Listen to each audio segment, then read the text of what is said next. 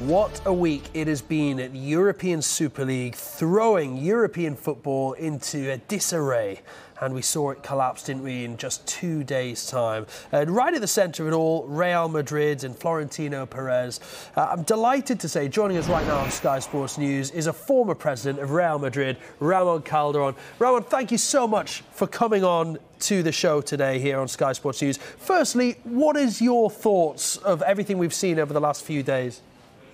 I think it's proven again that everything was done without preparation. It wasn't a serious project.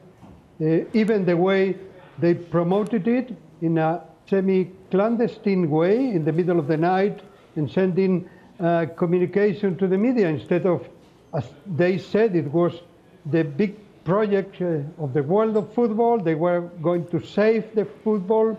So they would have done it in an open place with cameras, with the media, just being able to talk and to ask about that project. No one did that. Why?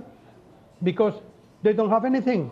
Even they said that a bank, it's true, has offered a lot of money, but with the guarantee of the broadcaster, right? We don't know who is the broadcaster. We don't know how is the competition. He said last night that this project was going to give a lot of money to the rest of the clubs. But how much and when? Nothing. There is nothing in this project. That's why it has died in 48 hours. Even today, I've heard my friend Jean-Michel Aulas, the president and owner of Olympique de Lyon, he said that he was surprised when he saw that the project was so weak. He couldn't understand that just brilliant people, wise people, had done a project so weak like that. So nothing new. I think this is, fortunately for football, is dead. And we have to be really grateful that that has happened. Yes, indeed. Would this have happened on your watch, Ramon? Sorry? Would this have happened on your watch when you were at the club? Would you have let something like this happen?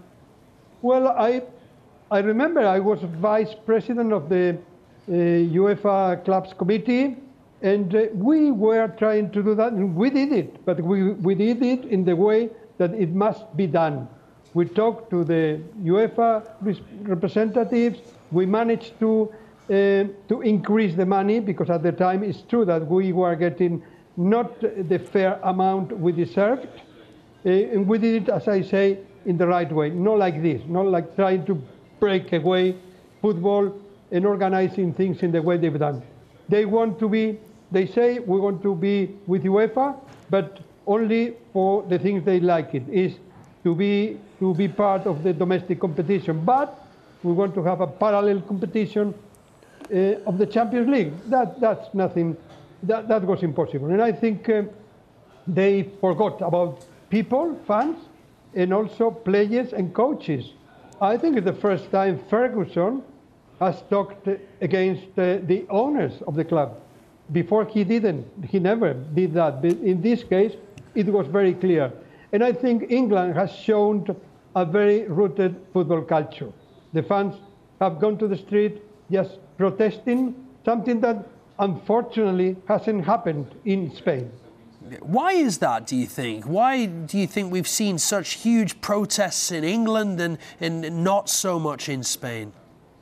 Because they value this sport. You are the founders of this sport, and you have that culture very well rooted. The spirit of the sport is to get things by your own merits. And you are not talking about money. Money is needed, of course, but in this case, it's something more. We are talking about sport. And to go to that competition when you have the merits to go to it and to play in the big competition, which is the Champions League. I think the format is perfect now. I don't think we have to change it. Maybe some changes always needed, but combined with the domestic ones, I think is fair. All the big clubs are playing between them, and also the players, the teams in their own countries are playing against the rivals, the neighbors. So that's I think is fair, and what they are trying to do was really bad for football. And in the worst moment, with a pandemic that is putting in very difficult situation many clubs struggling to survive. Where does this leave Florentino Perez? Because everyone's saying he's seen as the ringleader, seen as the centre to all of these plans. Is there a danger for him now that, you know, he can never be trusted in football again? Well, I don't know what to say, because he insists in that this is going on, nothing has happened, and it doesn't matter that the other clubs have stepped down. And I don't know if he really thinks that and it's true, or it's like the tale of the naked emperor, that nobody dares to tell him that he is naked. It's something that now is very confusing. He, as I said, insisted yesterday that this competition is on and it's going to be played. So, but it's clear that the reputation, the image of the club is not be the leader, because it's true that our club is not a company, you know that, it's a non-profit association. That means that we need to rely in our own resources. We don't have capital, we don't have shareholders, and now with the pandemic and the losses that he has recognized we have, also he has involved in a macro refurbishment of our stadium. That's going to cost a lot of money, and it's clear that we need desperately to get money. Maybe that's why he has been the leader of this, and he has tried to convince others that a lot of money was coming. As it stands, Ramon, Real Madrid and Barcelona are the only two clubs left in the European Super League. They still haven't said that they've come out. Real Madrid have got a Champions League semi-final coming up. Do you expect them to confirm that they are no longer in the European Super League, or they may face the risk of being kicked out of the Champions League, might they? Well, for sure, he's going to say that he's not stepping down from the Super League. I don't think there will be any repercussions.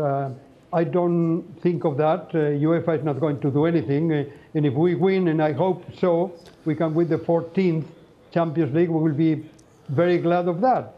But it's true that Barcelona also is in that position. But today, the president said that what he thinks is that big clubs need to get more part of the pie.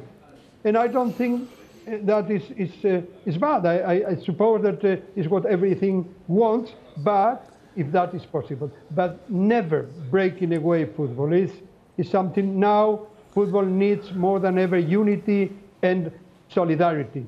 And this project came to break all of that. Yes, indeed. And I'll ask you one more question, Ramon, before I let you go. And what do you think needs to happen now so that this doesn't happen again? I think they will try to get an agreement with UEFA. It seems that the UEFA's president is very angry. He said that everyone lied to him, that he were playing with him. I think they are going to have one meeting today or tomorrow to talk about that. And well, let's hope that things come to normal. It would be the best for football. Everyone must realize that this is a sport that coincides the attention of millions of people in the world, the kids, youngs, and they can't see this show, this spectacle, as they are showing in the last 48 hours. And I hope so. I hope so, and I wish so. OK, Ramon, thank you so much for your time. And I'm sure there's a lot of people wishing you were still running the show at Real Madrid as well after everything that's happened in the last week. Thank you for coming on Sky Sports News. My pleasure, my pleasure. Oh, wonderful to speak to Ramon Calderon, wasn't it, and get his thoughts on this European Super League.